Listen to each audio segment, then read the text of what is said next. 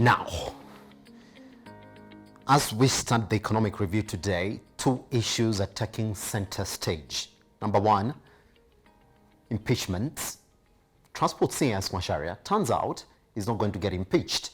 That motion is gone.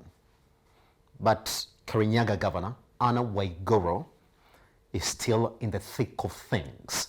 There's that point where we say we just have to wait and see exactly what happens, because the first day of hearing was yesterday, and we did see that fire.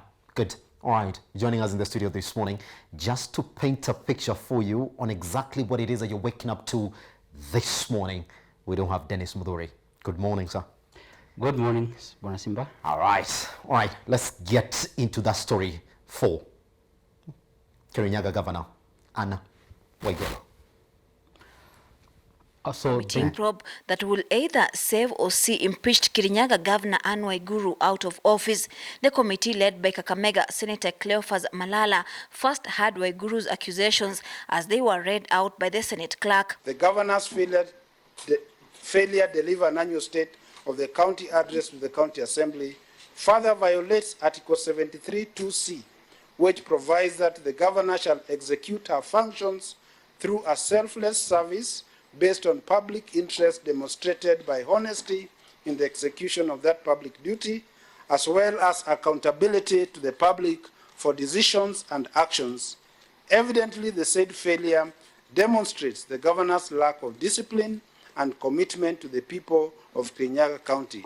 Allegation number 2, undermining the authority of the county assembly. Among the charges leveled against Waiguru include abuse of office, violation of the Public Procurement and Disposal Act, undermining the authority of the county assembly, among other charges. Waiguru, who was accompanied by her lawyer Paul Nyamodi, however, claimed that the Kirinyaga County Assembly had presented new evidence, claims that attracted a rejoinder from the Kirinyaga County Assembly lawyer Ndegwa Njiru. This is what the governor has responded to. This is what the county assembly of Kirinyaga used to impeach the governor. This unintelligible mass is not properly before this committee.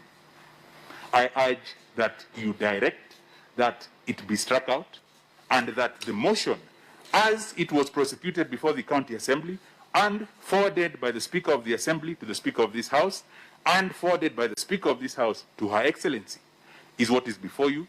That is what we have responded to, and that is what we shall proceed on. There are documents or evidence that will adduce evidence towards the allegations of the governor running down the institution of health. I know what is giving them probably some issues is on how to defend that evidence. We urge the committee to allow the documents, to look at them as documents that facilitate the delivery of due diligence, due process of the law, to look at the documents are the ones that will facilitate the committee to arrive at a justicious position. We are all here before the committee looking and seeking for justice. The governor needs justice. The people of Kirinyaga, whom the county assembly represented and whom they voted a score of 23 in an assembly of 33, are here seeking for justice. We urge the committee to overrule the objection. Waiguru wanted the documents containing 4 witness statements struck out, arguing that they contain new evidence. But the 11-member Senate committee probing the charges against the governor declined to grant the request to expunge the documents. However, during her opening statement, Governor Waiguru argued that the grounds for her impeachment are allegations that are based on falsehood and malice. The grounds contain allegations that are obvious falsities, unfounded, and malicious. They relate to minor administrative issues that would easily have been clarified by a routine inquiry. How can anyone justify summoning an entire county assembly and now the Senate, where the allegation asserting gross violation of the Constitution is failing to deliver a state of the county speech at the county assembly?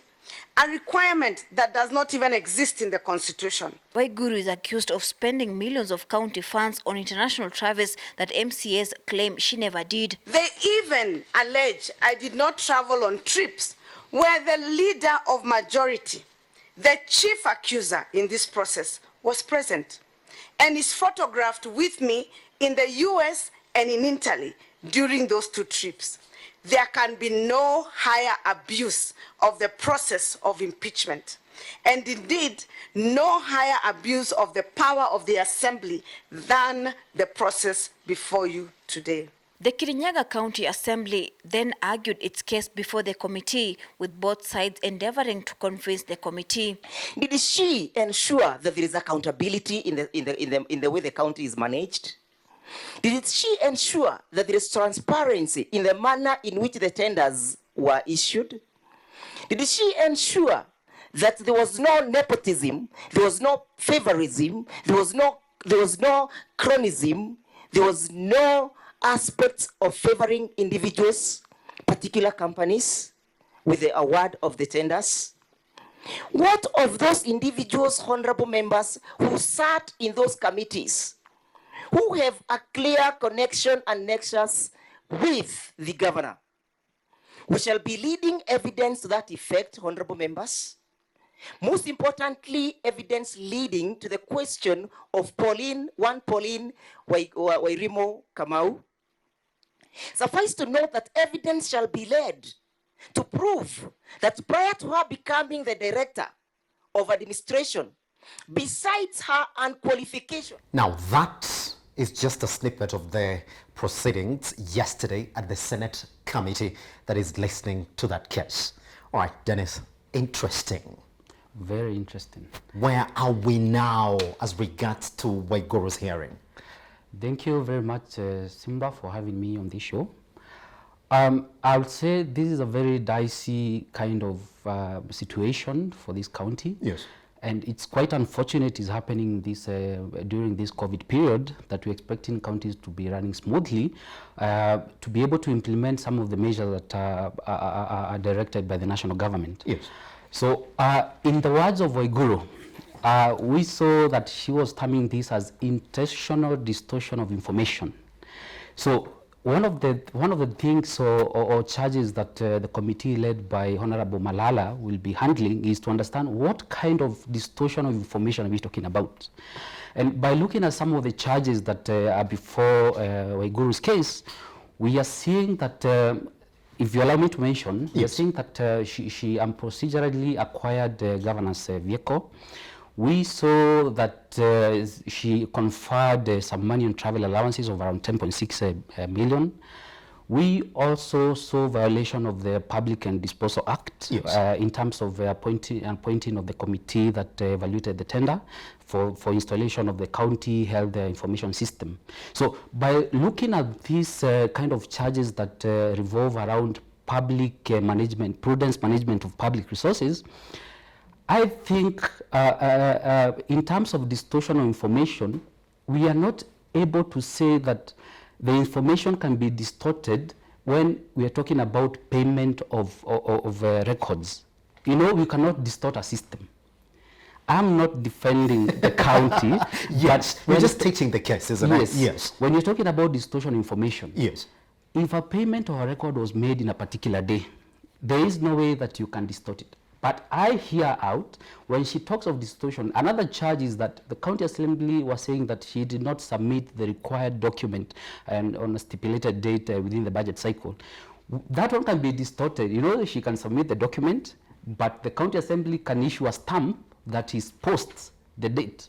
So this is a win-win case. It's a very heated debate you saw yesterday. Yes. About, in her defense, Waiguru was saying that she is not in charge, direct supervision of the public officers in Kirinyaga County. Yes. She was saying that she even refunded some of the monies that the county assembly allocating even before the motion was tabled to the assembly. Yes. And even so, the husband who was who was representing the case, alleging that can the county assembly members show that the county governor cannot appoint a tender committee. So there are so many issues revolving around this. What I would say from my end, this is wait and see situation. Yes. We cannot predict what's going to happen, but I'm just hoping justice is going to prevail. Good. Yeah. So now the conversation was whether that the Select Senate Committee was going to give this a better hearing as opposed to a full Senate House. Talk to me about this first day. You've seen the way it's gone, and I want to point you back to the former governor for Kiambu, Waititu. Yes. Would you say that this is the best way to go, since we're also talking about other governors who could face an impeachment process as well? So there were two options, like you rightfully said. Yes. There was the plenary session where they were supposed to discuss all this in a full house. Yes. And then they call out a roll call, so where these members are going to vote. And now there is what is happening right now. The House committee that was appointed of the 11-member committee. Depending with the outcome, I feel this is the right direction the case is supposed to take. Yes, the Select Senate Committee. The Select Committee, so that they could have a hearing from both sides. Yes. And now from this, they can make a full judgment on which direction you're going. But it's quite important to understand how and understand the outcome, because remember, the Kitui governor is in line. Yes. So we are very keen to see, because some of the allegations of violation of the Constitution, issues to do with the payment. I think if you critically look at these cases, if you go around these counties, I believe there are so many governors or so many executives say they are not able to submit documents right on time. Yes. So this one could be an eye-opener. It could be setting the pace of where the direction is going. MCAs can come one day and say our governor did not submit certain documents. So this is the direction now we want to see what's going to happen, being the first case in terms of the issues to do with the submission of even kind of those reports. Yes, pretty much. All right, now finally, therefore, as we leave that case to go into the second day, you heard exactly what Waiguru was saying, that this is just pure malice. Malice. Would you say it is, given that this is coming from a documentation perspective? I don't want to defend anyone. Simba, get me right. Get me right. I'm not defending any party here. Yeah? Yes, yes. Remember, the MCAs could be right. Waiguru could be right on the other end. Yes. So I'll just leave it for the committee to do their work. Fantastic. Yeah, and sorry to cut you. Yes. If you allow me, something very important right now, we have to look now what next. Especially when the County Government Act, I think Section 3367 talks about if now the Senate uphold this motion, definitely she's going to seize office. If it is not upheld, the Speaker of the Senate has to notify the Speaker of the County Assembly with the reasons why it was not upheld. Yes. And then after 3 months, the County Assembly can reintroduce the motion to the Senate again for it to be debated. Yes. So I think it will be a very shaky ground for the county government, because you can imagine if she returns back to the county. You're going to face the same people, isn't it? So there will be a lot of sabotage in terms of approving this kind of documents again. Yes. Yeah, I think that's something that we need also to be very keen, so that if the next governor assumes office, now it's the beginning of the year, he's going to derive his own agenda by aligning again those maybe through the supplementary budget of the agendas. Pretty much. Yeah. All right, let's move on to the next issue that we have on the table this morning, and it's touching on KRA. Now, they have been given a 10 billion shillings extra, and they're saying this is going to enable them employ 1,000 workers who are going to work directly in the intelligent section of KRA. Now, KRA says that they're owed over 250 billion shillings from rich members of the economy who have found ways to not pay tax. Question being, therefore, is this the best way to go? Because they are asking for investments so that they can give us something out of those investments. All right, Dennis. They're saying that they know how much they are not getting 250 billion. Fantastic. Yes. That says that they know who these people are. Because when you're giving us a specific value, that pretty much tells you that Mburu, who we do know, has come from that investigations and criminality department. He does know who's not paying tax and who has paid.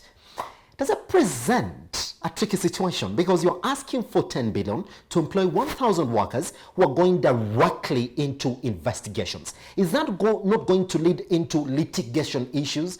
Make KRA spend more at a time when we don't want them to spend more, just bring in the money? So thank you, Simba, for that question. Let's face it, the KRA has been increasing the revenue collections year in, year out. Yes. The only challenge is that they're not been hitting the targets.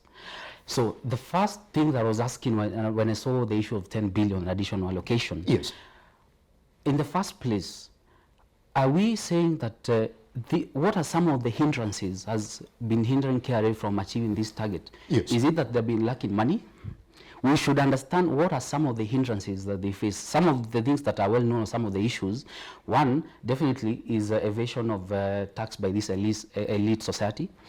We are also talking about unmapped revenues through those small enterprises. Yes. We are talking about declining economic activities, like right now. Yes. We are also seeing other different aspects of even corruption within the system of KRA. So those are some of the issues that we should understand so that we can see whether the 10 billion will be used actually to ameliorate the performance of KRA. Yes. Now, to your point, in terms of this 10 billion, what are some of the expenditures do you expect from it? And we saw they intend to employ 1,000 workers who are going to investigate Pretty the much source go into actually investigation Yes. of the sources of income of Yes. these rich guys. There is even the hiring of the auctioneering team so that they can be able to map out their properties, and even the acquisition of other equipment that are going to aid the processes. So I think in this regard, KRA and this allocation of the 10 billion, it is in the right step, is the step in the right direction, since now these funds are going to be deployed actually to work on the tax evasion issue. Yes. Now, the 250 billion mean that they are going after. There are two ways. What I would say is that they have to approach this with caution, because we need to understand and I think it's something that we should also discuss about the registration of PINs, yes. KRA PINs, for those guys that owe government 250 billion, so that we understand whether we go after these guys. Remember, if during this COVID every business has been affected. Yes. Now that we are saying that we are going to get this money kilazima, it also means there are some businesses that are going to be crippled. Yes, I understand they are the rich, they are the guys that are doing the business, but we also need to understand which kind of job or the jobs are under jeopardy. Yes. If we go under these opportunities by the registration of these PINs. Yes. So I think it's a right direction. The 10 billion is worthy. It's something that KRA has been lobbying for, and to increase their capacity. So I think it's quite in order for the allocation. Denis, I want to point you out. You say it's a move in the right direction. But how many cases has KRA won so far? Because yes, they're saying that they're going into investigations, meaning that once these people are caught out, it's not that you get caught out and then you pretty much start paying it, because we do expect a lot of litigation processes to come in the financial year 2020-2021 out of these 1,000 workers that have already been employed to get into investigations. But what is the track record for KRA winning these cases? I mean, you have to go back to KRA and SportPesa. You did see exactly what happened. Yes. And we did spend money in that case as well. Definitely. Would you say that that's the right approach, Dennis, from where you said this morning? Investigations as opposed to addressing the biggest part of the economy, the informal sector, which we do know has not been well encompassed into the tax-paying bracket. I think this move is very unprecedented. Yes. We didn't expect it. Yes. And some of the guys or some of these firms that are facing these challenges or the acts of the agency, yes, is that they lost their cases in these tax tribunals. Yes. So first of all, KRA is justified to take this course. It's a directive. Remember, it's a directive that was given by the president. Yes. And also, they were given kind of I wouldn't call it a moratorium, but they were told to be able to comply with this directive of paying, I think, by 20th this month. They were supposed to pay this amount. But if the government knows about these records, if they are able to, remember the lifestyle audits, they understand how these people operate. And this is direct money that they're seeing. Yes. Why don't we try it out? I don't see any wrong in trying it out. Let us just see how things unfold. Yes. would you say that you have confidence in this sort of approach because it is Mburu? He's been in that docket for investigations and criminal cases with KRA. Would you say that that is what gives this move a proper push, therefore? Okay. I don't think it's about one single person. Yes. It's something that it's a concerted effort. As opposed to, I stand to differ with you in terms of we go for the broader bit of the small enterprises that are not known. Yes. Remember, right now business are down. That's why even in this 250 billion that we are going after, we need to understand how these businesses as well, they have been affected. Yes. Not just telling a company because it's amongst the rich elite that they should pay 3 billion at this particular time. Yes. So I think, like I said, let us see how things unfold.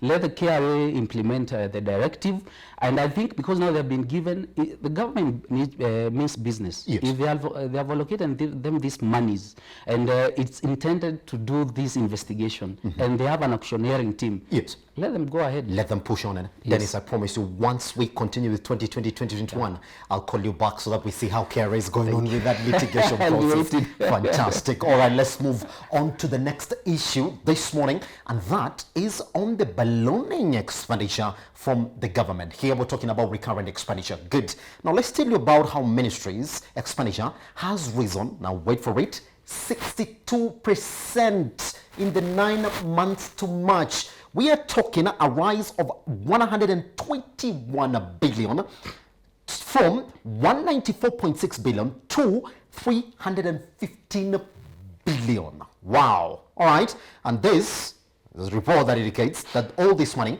is going to basic salaries, wages, personal allowances, and TSC, accounting for 57.7% of that rise in expenditure. Which begs the question, is the government winning its fight to reduce the ballooning wage bill within the economy? Because that has been the stress of a Korea Tani when he came to the office. He's not winning, Dennis. He isn't. You know, there's a Swahili phrase that usually goes nabado, which usually means we are here to see it. We're here to see it, isn't it? Yeah. Yes. So based on that phrase, okay, the first thing we are seeing that the wage bill is ballooning, especially because of TSC, which has the highest expenditures on personal emoluments. Yes. And I think it accounts for 60%, almost 60% of the overall personal emoluments. And again, even if the government has that fiscal consolidation measure of curbing or containing the non-current expenditure, we are seeing, even through the economic stimulus that was read the other day, one of the main interventions under different sectors like education, even tourism or health, is employment, recruitment of all officers. We are recruiting, they're planning to recruit around 10,000 teachers. Yes. They are also planning to recruit 1,000 ICT interns, and additional even 5,000 health workers. All these things is going to increase the wage bill. So I think in terms of containing the issue of wage bill, it's something that we cannot discuss right now, because remember the country is facing a huge deficit in terms of employment. Look at the teacher ratio, teacher-student ratios, the patient-doctor ratios. There is a great deficit. They have to employ. That's why I say with my phrase, nabado, we are here to see things. They ought to increase. Yes. And remember now, you cannot mention personal emolument and fail to mention operations and maintenances. Yes. Definitely, if you employ people, you need to sustain them, you need to make them operate. So recurrent is bound to increase. Yes. And If you allow me to take you back, this is not a shocker. The reason I'm saying this, if you look at this financial year, especially under the supplementary budgets, because the national government has done two supplementary budgets, we're heading to the third one. Yes. So the first one was increasing the amount drastically, overall amount. The second one was declining, where the second one, we saw recurrent expenditure increase by around 24 billion. Yes. Development expenditure was declining by around 98 billion. Increase recurrent, development was declining. Yes. So the first question I asked myself, even when I was doing the analysis down the farm, we saw that some of the expenditures are headed for the personal emoluments. So I knew this is something, we knew even from the analysis, there is something that is bound to increase. If you're declining the development expenditures, definitely, and the only task that you have, I mean, the main expenditure is on recurrent, definitely, you should expect this. Yes. So it was expected. It was expected. It wasn't a shocker. Yes. Yes. So talk to me, Dennis, because we are talking about, and I want to take you back to the Big Four agenda, which has been the way in which President Uhuru Kenyatta has been telling us, I will do a great job. He has only one budget cycle. I'll take you back to 2018. We were given 400 billion for the Big Four agenda. Yeah. 2019, 2020, 450 billion. This year, 128 billion. You can see that. Yes, a decline. But then you also see how much ministry is spending, 62%. But then you see where this money is going into. It is just in recurrent expenditure. Is that a war already lost in developing the economy vis-a-vis how much you're paying in recurrent expenditure? That's a tough question. That's a tough question. It's right there. Yeah, numbers don't lie. Yes. And when you talk about the Big Four agenda, I usually look at universal health coverage. Yes. And there was this pilot project within the 4 counties, and one of the allocations, the allocation was generally about 3.9 billion. Yes. That is 4 counties. Yes. So you can see we're short of even money right now. So in terms of development expenditure, that's war lost. Yes. If you're declining the overall development by 98 billion, and the only thing that the government is left to salvage is to channel this development on the main streams that are going to rejuvenate the economy, that has a multiplier effect overall. Yes. So I think in terms of other allowances, like those foreign travel, those domestic travel, there is something the government has to fight to the nail. It's something that I think it should not accept defeat. But on the current expenditure, I mean on expenditures on personal emoluments, yes, there is no debate about it. Unless now you tell me you want us to fire people. Or else they can embrace the issue of employing on contract basis. Yes. Like now there are 1,000 ICT contract basis of maybe 1 year. Yes. So at the end, in the long run, we don't expect this to prevail even in the coming years. But I think we have not lost the war fully. There is still hope that the government should channel the development of, that's what we are seeing in even in the economic stimulus. Yes. There are those main development agendas that the government needs to implement. Yeah. Pretty much. Dennis, thank you very much for speaking to us this morning. Thank you. Always a pleasure, man. All right, now that is Dennis this morning is saying, the war is not lost. But remember, even as he says that, it's just 1 year. One budget cycle for us to see something out of it. I mean, even as Ukuri Yatani says, that it's bound to reduce recurrent expenditure. You cannot see the numbers, according to Dennis, they do not lie. Now, Dennis is saying, time is there, and they can do it in the course of the year. That's exactly what we shall be here for you. And should we see something around that area, guess what? We'll call him back so that we come and validate and audit whatever it is that we're seeing from Ukuri Yatani's office. All right, taking back to the time that he walked into the studio this morning at Metropole TV Kenya and get his sentiments on the Waiguru case and what he thinks the direction we should take now when it comes to the Select Senate Committee and the full Senate House. Is saying that this case is going to set the precedent in terms of the way that we are going to do this. Good. We take that break. Once we come back, now since you have to move online, that's what the COVID-19 pandemic has taught you, whether you like it or not. Brick and mortar, we are moving away from that. What do you need? Blue Consulting Limited in the house shortly.